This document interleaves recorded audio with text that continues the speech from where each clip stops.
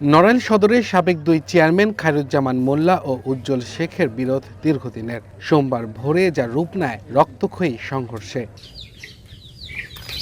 ভোরের আগুনের ধোঁয়া বেলা বাড়লেও থামছিল না, পাশেই চলে স্বজনদের আহাজারি।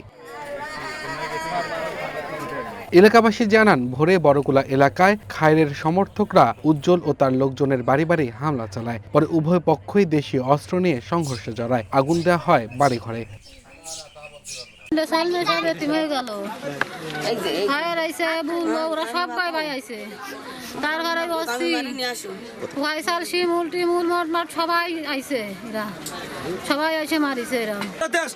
শরীফুল মেম্বারের একটা, আর এই যে ইটার কথা করছে শিমুল একটা। এবার ওরা গুলি করতেছে, আর সব ঘরে অবস্থায় ঘরের তালা ভাঙিছে। আমার ভাই তালা ভাঙি আমার বাইরে মানে মারবে। এবার আমার ভাবিরা 3-4 জন ধরে রেখেছে, এনে মারা যাবে ঘরের ভিতরে। ওরা বাইরে না মারতে হবে, রাস্তায় আনিছে, রাস্তায় না দেখে জবাই দিতে হবে। শিমুল কাছে জবাই না আগে গুলি। আর তিনজন এই যে স্থানে 3টা মার্ডার আছে, 3টা গুলি পাওয়া গেছে। ভবিষ্যৎ হোক নিরাপদ, বিনিয়োগ হোক বিশ্বস্ত, আর আমার পছন্দ সল্ট বে। ওয়েলকাম টু সল্ট বে।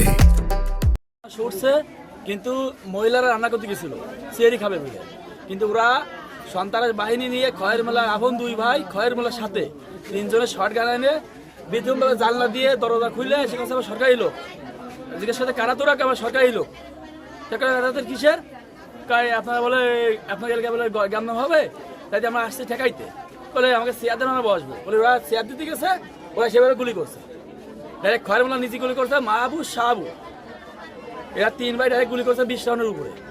ঘটনাস্থলেই মারা যান খায়ের গ্রুপের খলিল রহমান, তার ছেলে তাহাজ্জুদ হোসেন ও একই পক্ষের ফেরদৌস। আর হাসপাতালে নেয়ার পর মারা যায় ওসিবুর মিয়া ও মুন্না শেখ। আমাকে ফোন দিছে, বলতেছে তোর বাইরে ঘর থেকে বেরোয় এখানে কুপায় মারতেছে। ঠিক আছে, আমি শুনে এখানে আসছি, আমার জামাই বাদি দিয়েছে, আমার জামাইকে এখানে মারছে কুপায়।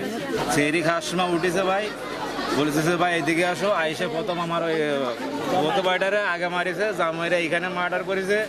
মানে আমরা সুস্থ বিচার চাই। এর বিচার মানে কি, এইরকম জীবনে মানুষের সাথে সত্যতা তো মানুষ করে না, এটা তো সত্যতাই করা ঠিক না। আর এবং মানুষ জগতে এটা তো এরকম করা ঠিক না।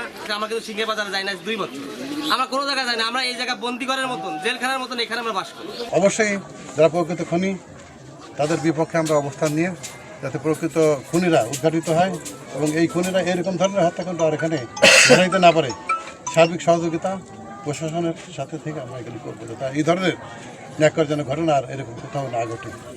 পুলিশ জানান, হত্যাকাণ্ডে জড়িতদের দ্রুত গ্রেপ্তার করে আইনের আওতায় আনা হবে। এলাকায় অতিরিক্ত পুলিশ মোতায়েন করা হয়েছে। যারা এই ন্যাক্কারজনক ঘটনার সাথে জড়িত তাদের প্রত্যেককে আমরা গ্রেফতার করব এবং আইনের আওতায় আনবো।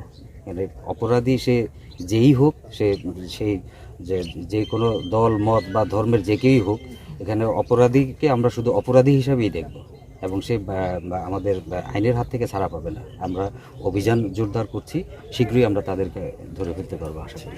এই ঘটনায় আহত বেশ কয়েকজনকে নড়াইল সদর হাসপাতাল সহ বিভিন্ন হাসপাতালে চিকিৎসা দেওয়া হচ্ছে। Abdul Al Mamun, one national desk.